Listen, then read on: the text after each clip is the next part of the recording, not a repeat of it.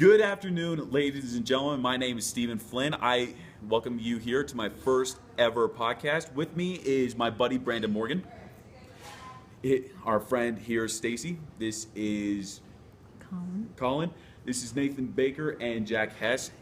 What we're going to be going over is the possibility of objectifying women or sexism in video games. Now, first question: I want you guys to name one game that has a female lead. Jack, let's start with you. I can't name any. I've never played any with any lead females, at least. Okay. Optional characters, yes. I think one of the great examples, a really strong female lead, Metroid series, Very good. starring Samus. Mm-hmm.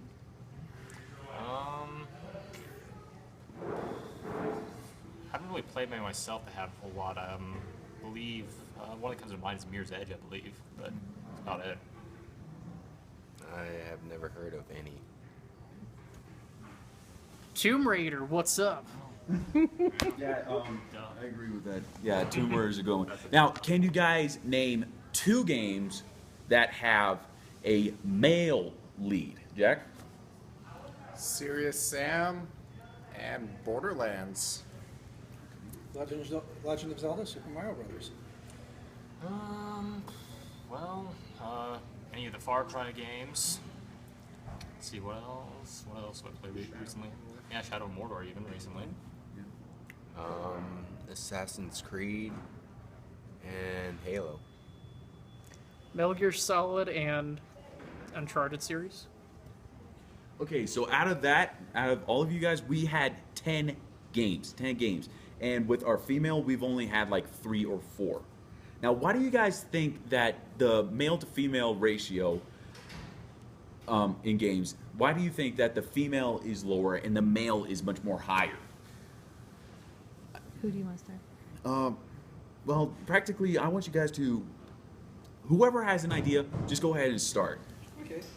Well, I'm an old school gamer. I've been playing since the days of the Atari 2600. So that dates me, but historically, we don't always think of this today because we are in a much more socially accepted gaming environment. Gamers are not automatically considered to be freaks or nerds or outcasts. But back in the day, gaming was something that young teenage males did, and it was the socially outcast ones, And there has been some inertia in the industry.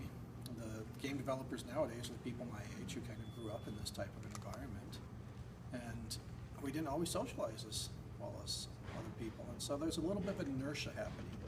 The demographics of the gaming market has changed. It's socially acceptable. You find all sorts of gaming females, although none of them are in the circle tonight for some reason. But it is a lot more socially acceptable. I don't have any problem telling potential dates that I play video games. It's not a stigma anymore. But the market has not caught up with the demographic of the customer. Okay, there's something to think about. That it's more like demographic. Personally, I think that the video game there's more of a company issue along with it. I once heard about this little statement from a certain video game company. I think it was like EA Games. Have you guys ever heard of the video game Remember Me? In that game, there is a female character that you play as. Think of the game is more like Deus Ex meets Mirror's Edge meets another really badass game. You think it would be a surefire game to buy, right? Wrong, because the video game company literally banned it or pulled it from the shelves because the producers or the censors of the company said that despite the fact that the female character is great, the problem is that the character has to be male to be a lead. Now, there's another thing that comes to mind is that the fact of that the character of Remember Me that you play as Nyland, she's in a heterosexual relationship. She's got a boyfriend. I mean, how does that feel to you guys if you play it as a female character who's in a sexual relationship with a male? Brandon, what about you? What do you think of that? It's fine with me. I mean, it's fine with me. I think it's awesome. it's just a game. I mean, it's fun. Stacey, what about you? I mean, do you think it's just as uncomfortable to play as a male lead who's in a sexual relationship? Do you think it's uncomfortable to be playing as a female who's in a sexual relationship with a man?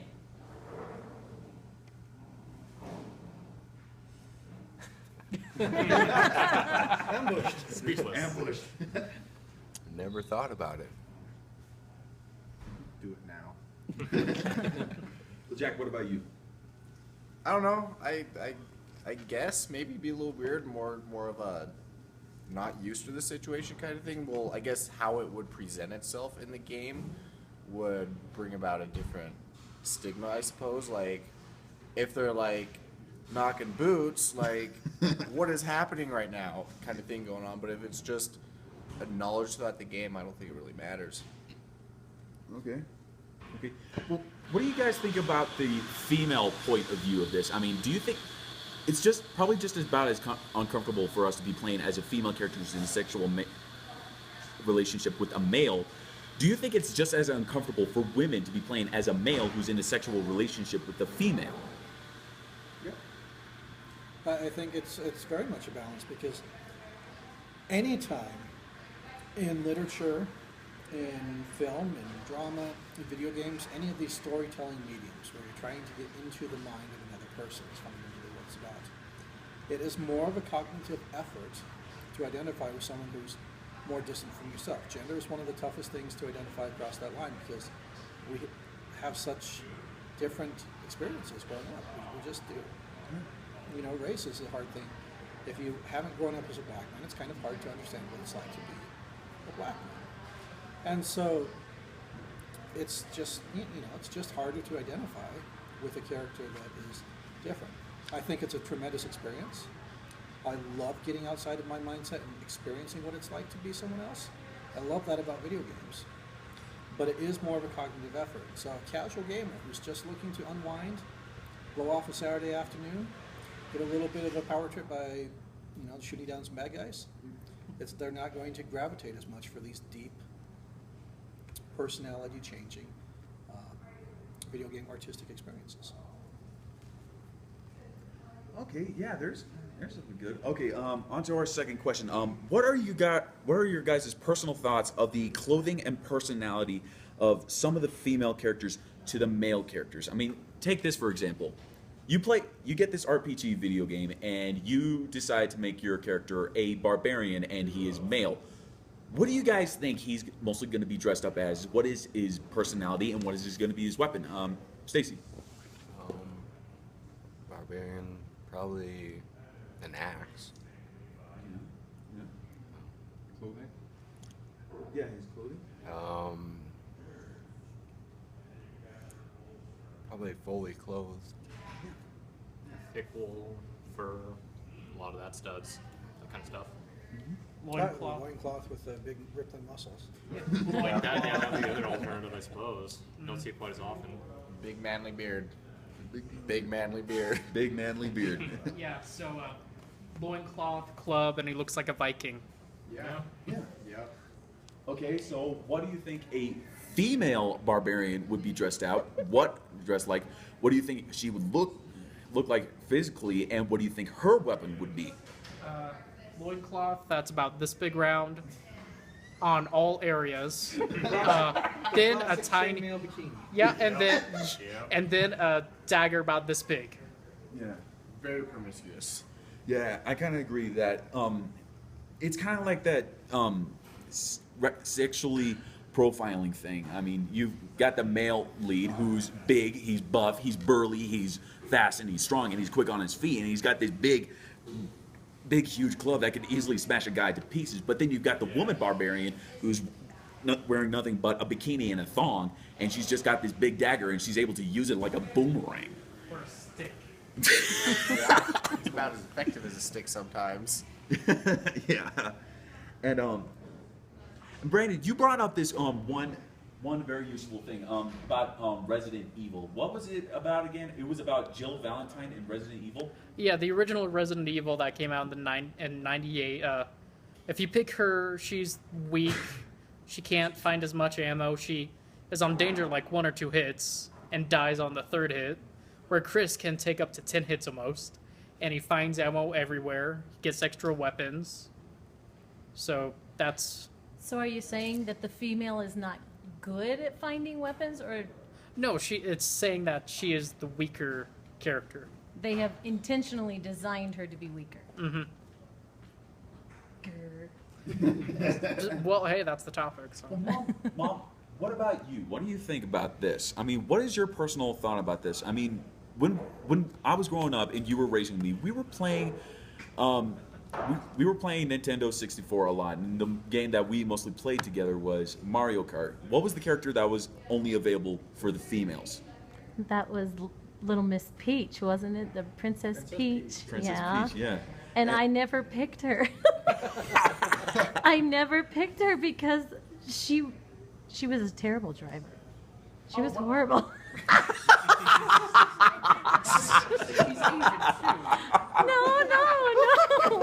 No.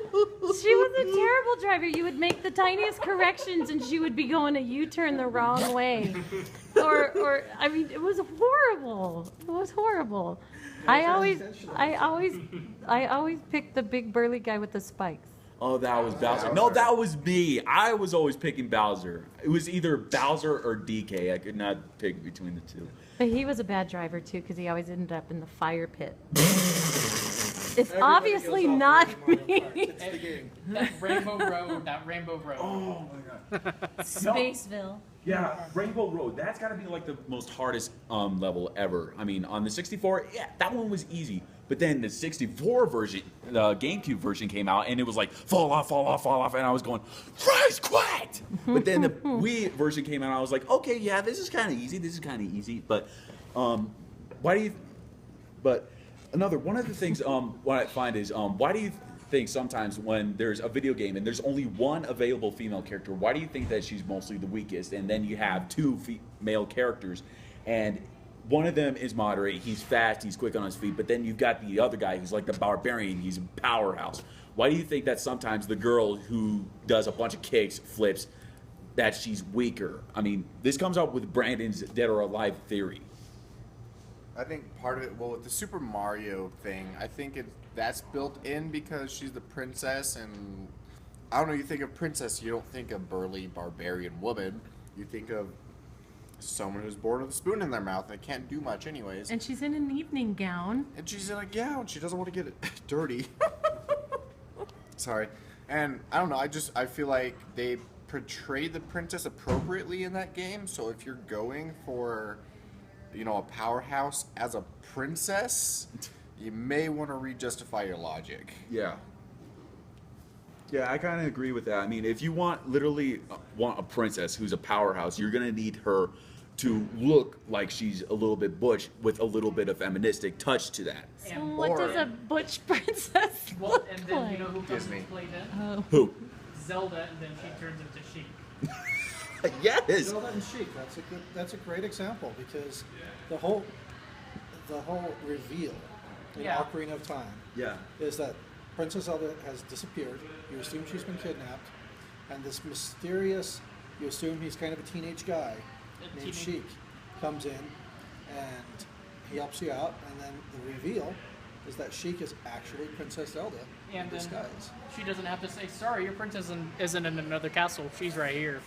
I've been here this whole time. I escaped. I escaped. I've been deceiving you and Ganondorf. all this time. And that's what I find amusing And about yet, that. even still though, once she's unmasked as Sheik, Ganon swoops in immediately, kidnaps her, and it's up to Link to go save the princess at the end of the game. And So yeah, he can't quite get away from the trope. she takes off her mask. Take that, Peach. Aww. And you know what? I find I'm gonna go back to the Super Smash Brothers thing. What I love about her character is that you're allowed to literally transform her from Zelda to Sheik, and that's what I like about it. You can go from the princess who's literally able to use magic, like send out a little firebomb and explode it to the character that you're fighting against, or then you can just press down B, and then all of a sudden, boom, you're this butch girl who's who's a ninja and also a princess as well, that's able to use ninja abilities.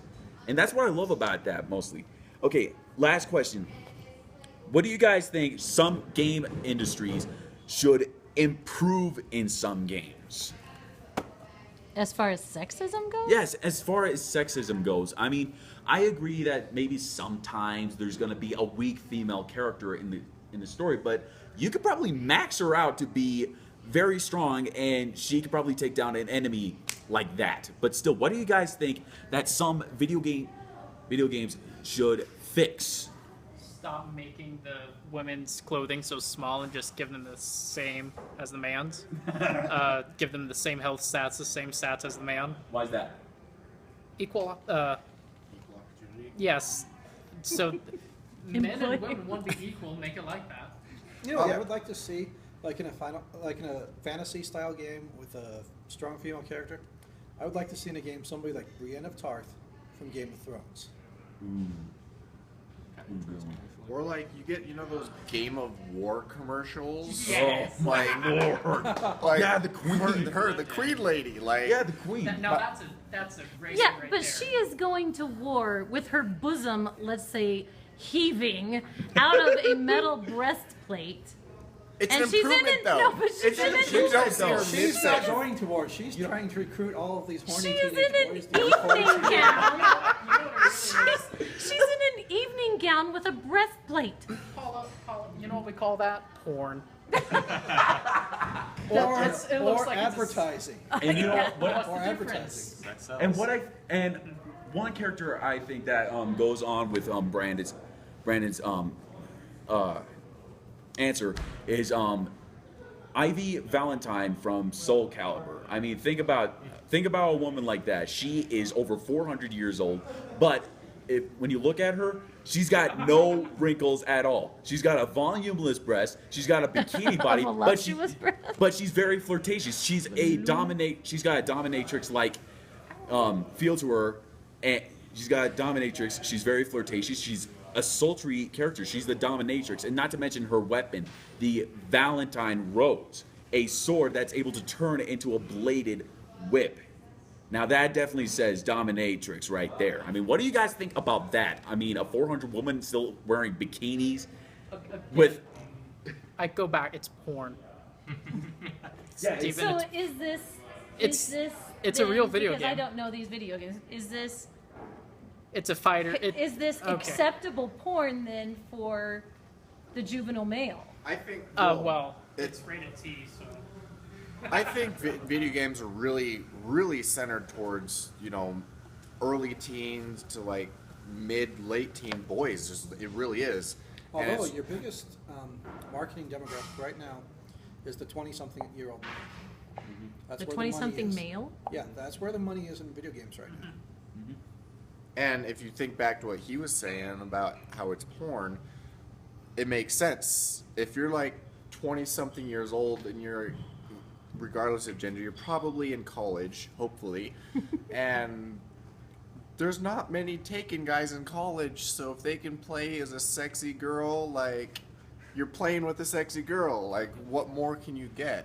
A real sexy girl, It's but... like in Pokemon. Are you a boy or a girl? Decisions. I don't know. I always thought the design on Ivy, first time I saw it, was overboard. And then some. And now then the some new more. Soul Calibur, it's like. I haven't seen the new how? design. BDSM. Just straight. It's. I'm sorry. I'm just. Wow. It really is. And she'll say, "Are you a naughty boy?" Oh, holy Lord. Oh yeah, it gets graphic. Dominatrix. Okay, something not really to answer Steven's question, but to kind of show that that's already kind of incorporated. Like I said, Colin and I, we've been playing a lot of League lately, and some of the girls on there are like ridiculous. There's this person Colin likes to play as. Ends up being Misfortune. Her name is Miss Fortune. She's Oh, yeah, the pirate girl. and she owns. Like, if you're in her way, she mows you down. Yeah, that's what I find.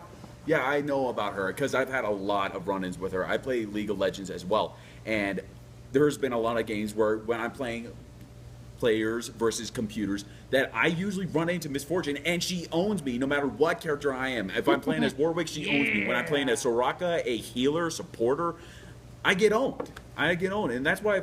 And I agree with you. I mean, Miss Fortune, a pirate woman who's got these guns in this attack where she just ballists everything and it just rains down on you. How could she shoot so fast with flintlocks? Like, really? She has really Right. good Right. muscles. Go with logic. But she, There is no. Just poke a person to death. One thing to point out, though, in this discussion, though, I mean, you've got these powerful women who are able to own things, and, you know, Samus is a great example, goes in by herself, takes these things out. However, isn't that just a regenderization of a male power fantasy? Mega Man. The Samus one, the way they do the armor, I can Is definitely that see necessarily, I mean, is that the, you know, we're making an assumption that the only way to get past this obstacle is to come in, apply overwhelming force, and destroy it. well, in a game like League of Legends, that's what you do. You come in and just Try to own overpower everything. your person, and That's kind of the sole point in the game, I guess. yeah. Yeah.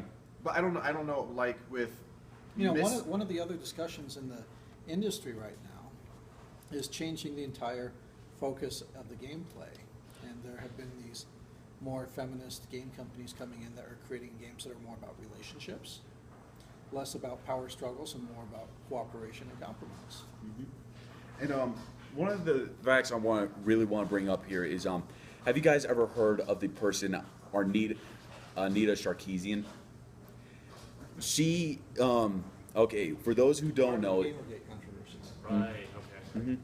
she literally went to a conference and talked to a bunch of people and bamboozled them about her opinion about objectifying women in video games, that they're being sexist.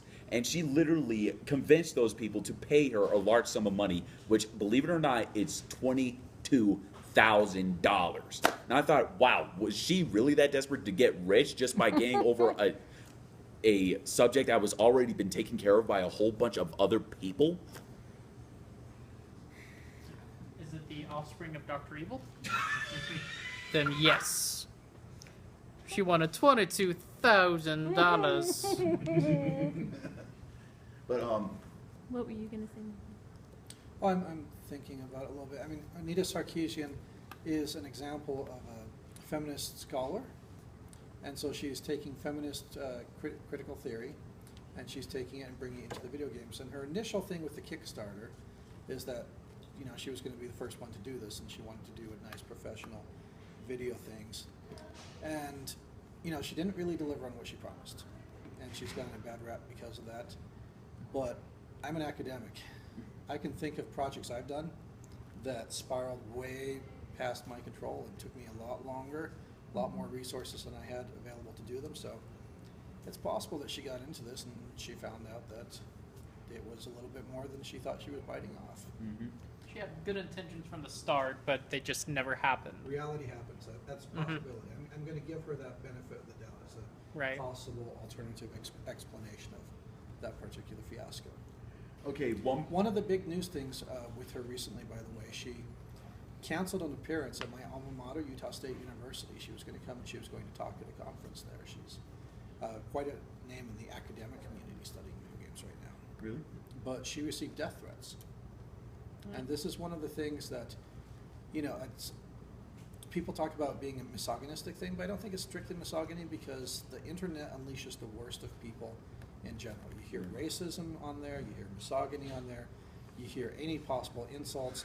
People are calling SWAT teams in on each other. So I think there's toxic human things that go down on the internet. Not necessarily anti-feminist specific, but just there are toxic things that happen on the internet. And she's been one of the victims of that, and it's a mess. Okay, one more thing that you guys think that the game industry should change to fix some of their games. One more thing. Now, what do you mean by that? What I mean is, yeah, Brandon, I agree that they should probably change some of the clothing that the women are fixing. Right.